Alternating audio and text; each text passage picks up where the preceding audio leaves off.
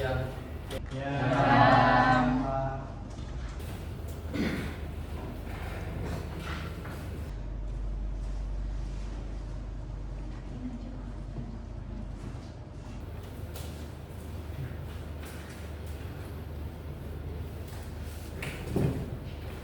Untuk kita absen dulu ya.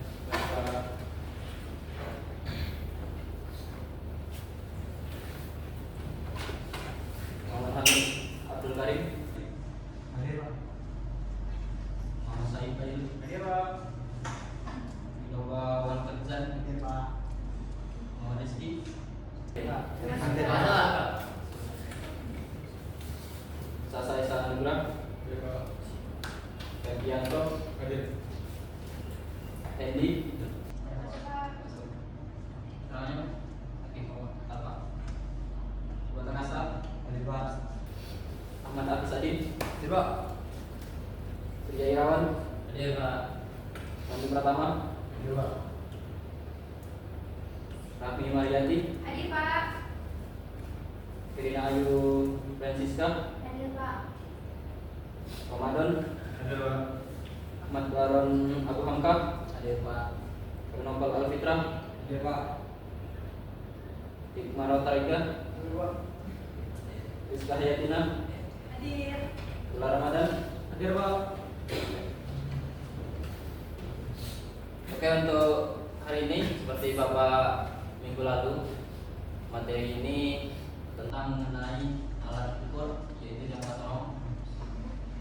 Jadi untuk sebelum memulai pelajaran hari ini, alangkah baiknya kita doa terlebih dahulu sesuai dengan kepercayaan dan agamanya masing-masing.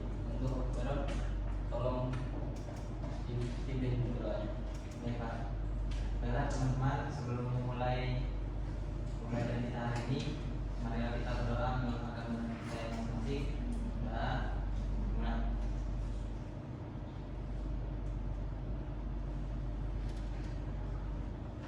Doa selesai. Sudah, Pak.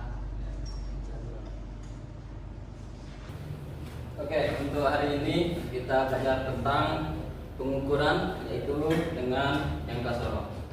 Sebelum kita memasuki apa itu jangka sorong, kita perlu tahu dulu sih apa itu pengukuran. Ada yang tahu apa itu pengukuran? Saya, Pak. Ya. Pengukuran adalah proses membandingkan antara benda dan alat pengukur. Oke, bagus. Kalau lebih tepatnya, pengukuran adalah suatu metode yang dilakukan melakukan suatu besaran dengan besaran sejenis lainnya.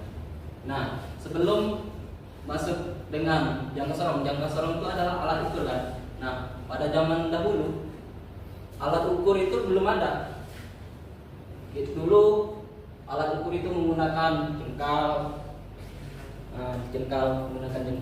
sehingga lama. Ada menggunakan alat ukur siku dari siku sini sehingga lama. Semakin majunya peradaban, maka timbullah para ilmuwan membuat alat ukur. Nah, termasuk dari jangka sorong. Jangka sorong ini itu diciptakan oleh Simon Stepin pada tahun abad 16. Tapi belum cukup baik. Lalu dikembangkan oleh seorang ilmuwan lagi yaitu Pierre Vernier pada abad ke-17. Nah, sehingga semakin maju itulah yang dilakukan para seluruh orang atau semua untuk melakukan pengukuran menggunakan jangka sorong, yang mana jangka sorong ini pengukurannya sangat presisi. Nah, sebelum masuk, ada yang tahu tentang definisi jangka sorong?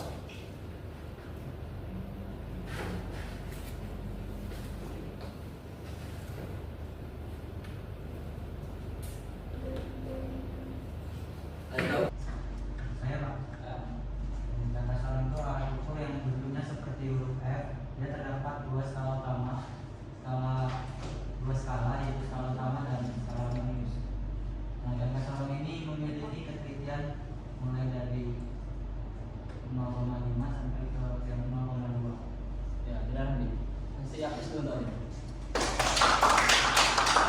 Kalau Bapak menyimpulkan itu ada 4. Itu alat ukur yang presisi, yang mempunyai 2 skala. Yang pertama skala utama, ini skala utama, ini satunya sentimeter. Dan skala nonius atau skala ukur itu untuk gesernya didorong, digeser. Dan satuan ukur yaitu milimeter dan inci ataupun senti.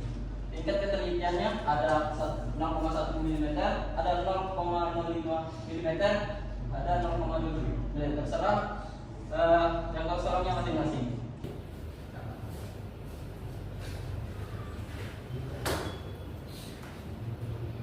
Nah, selanjutnya ada jenis jangka sorong.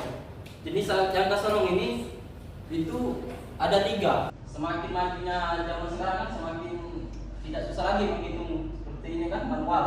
Nah, ini ada yang pertama itu jangka sorong manual, memiliki skala utama dan skala nonius. Jadi kalau kita menghitungnya secara manual, kita tarik, kita geser apa yang kita mau ukur. Contoh ukur ini, baru kita hitung. Dan ada jangka sorong analog. Jangka sorong analog ini jangka sorong yang seperti jam. Jadi kita tinggal tarik skala noniusnya. Kita lihat seperti berapa, menunjukkan hari itu jarinya itu berapa. Dan ada yang lebih simpel lagi, ada jangka sorong digital. Jangka sorong digital ini banyak ditemukan, sehingga tidak susah lagi untuk menghitungnya. Tinggal kita tarik, sudah keluar. Jangka sorong ini sangat banyak digunakan baik di dunia industri, baik otomotif, manufacturing dan sebagainya.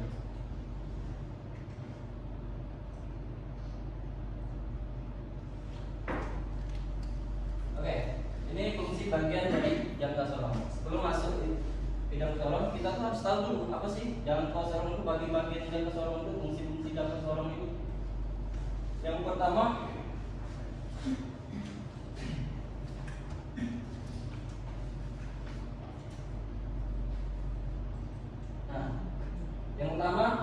ini seperti tanduk ini rakam tetap.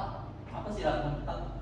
Oh, artinya rakam yang tidak bisa bergerak atau yang disebut fixed inner jaw. Nah, ada juga namanya rakam atas geser. Rakam atas geser. Kenapa? Bisa digeser. Atau disebut movable inner jaw. Fungsinya apa? Untuk mengukur apa? Ada yang tahu? Diameter dalam. Nah, untuk diameter dalam. Contoh Bapak ada medianya. Ini untuk diameter dalam. Tegur apa itu, Pak? Ini. Oh, lupa. Ini adalah Engselman. Nah, kita masukkan. Kita tarik, kita kunci. Kita lihat berapa ukurannya. Untuk masalah menghitung nanti kita jelaskan. Selanjutnya ada rakam tetap bawah. Rakam tetap bawah adalah rakam yang digunakan untuk mengukur diameter luar. Nah, diameter luar atau disebut fixed outer jaw. Dan ada rakam tetap geser. Rakam bawah geser. Nah, fungsinya sama untuk mengukur diameter luar. Selanjutnya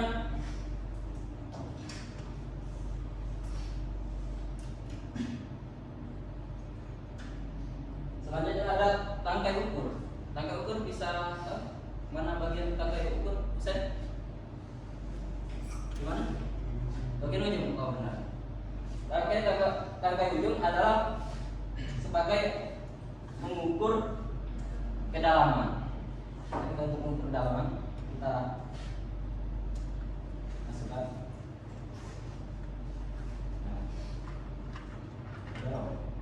Pak, maaf Pak, nggak kelihatan. Oh, kunci. Kita lihat ukurannya. Dan ada namanya kunci untuk mengunci biar tidak tergerak atau disebut lock nut. Lock nut. Kita geser supaya sudah kita ukur supaya ini tidak bergerak. Kita kunci. Kita kunci. Supaya tidak bergerak. Nanti tidak presisi kalau tidak kunci, tergeserlah. Dan selanjutnya ada namanya tenekan. Tenekan ini atau untuk menggerakkan yang keseluruhannya. Skala menulisnya.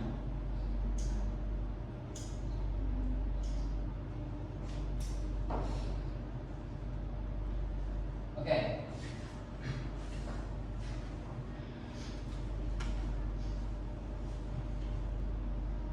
Selanjutnya cara menggunakan jangka sorong. Cara menggunakan jangka sorong. Jajarkan skala, jepit benda, kita jepit benda, geser rakam bawah, baca hasil. Misalnya kita dapat ini, kita hitung diameter ini, kita pasang, sudah, kita kunci. Kita lihat cara menghitungnya. Kita lihat 0. Skala minusnya. Lihat skala minusnya. Ya, dia sejajar atau lebih atau kurang. Oh, enggak kelihatan. Kita lihat bisa lihat. Berarti dia menunjukkan 25 lebih dikit. Tidak sejajar, tidak kurang. Kita lihat yang skala minusnya yang sisi lainnya yang sama, sejajar. Cari yang sejajar. Oke, 3. Jadi kalau bisa kita hitung, kalau secara simpel 25,3 mm. Ada yang pengen lebih presisi cara menghitungan, ada saya baca media.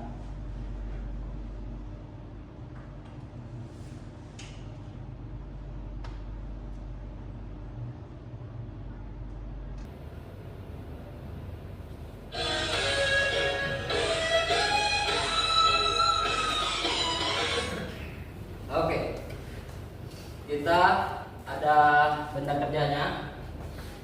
Kita lihat skala utamanya dan skala minusnya.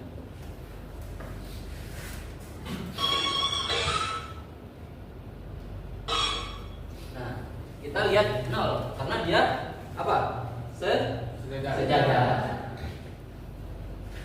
Dari itu kita lihat berarti 24. Lebih dikit ya. Nah, 23. Sekarang lihat minusnya.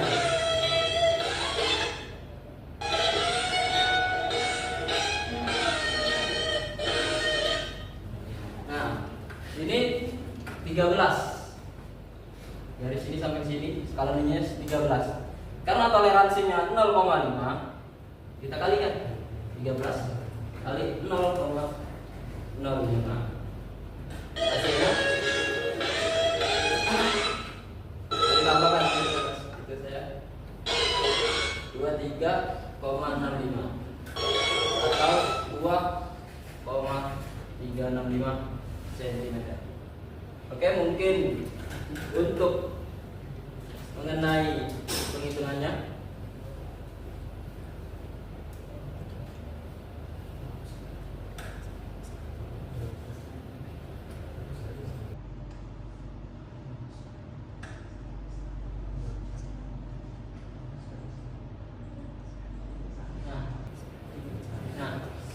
Bapak ada latihan untuk kamu. Apakah kamu penjelasan Bapak bisa dipahami? Ini ada 4 lembar buat 4 kelompok. Silakan bentuk 4 kelompok. Berapa?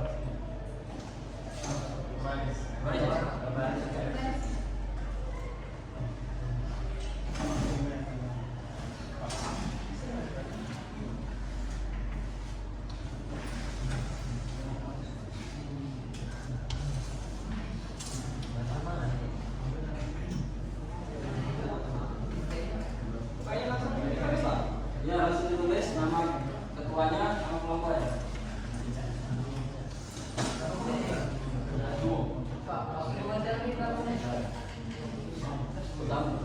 Waktu latihannya sekitar 10 menit.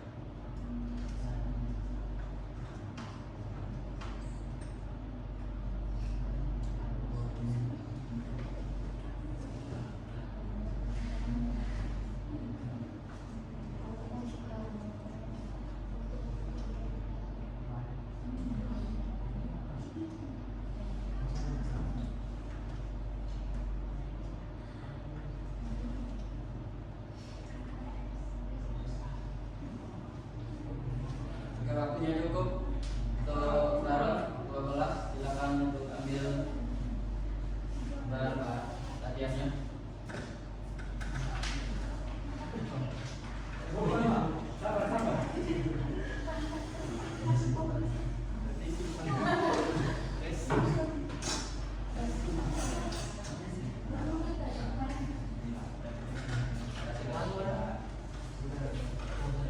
Oke, untuk hari ini gambar latihan ini sebagai latihan kalian, tugas kalian. Kita lihat ada beberapa nanti di Bapak di depan. Baiklah, untuk kita sudah memasuki waktu habis. Sebelum kita bisa simpulkan tidak untuk pelajaran hari ini. Yang bisa menyimpulkan? Kalau nggak bisa, saya dulu. Untuk 12 dua orang ya, bisa ya? Silakan maju.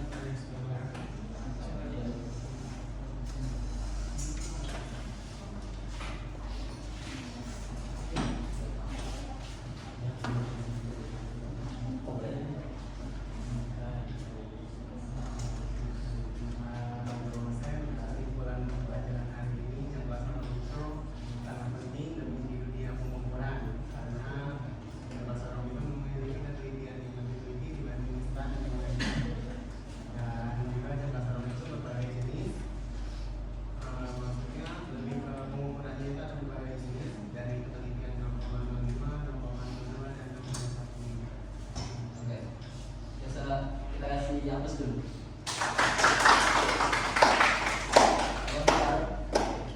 Jadi kesimpulan apa yang sudah kita pelajari hari ini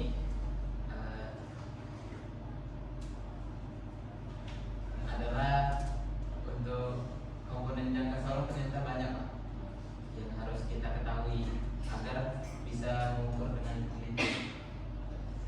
Kita kasih hapus untuk dua orang.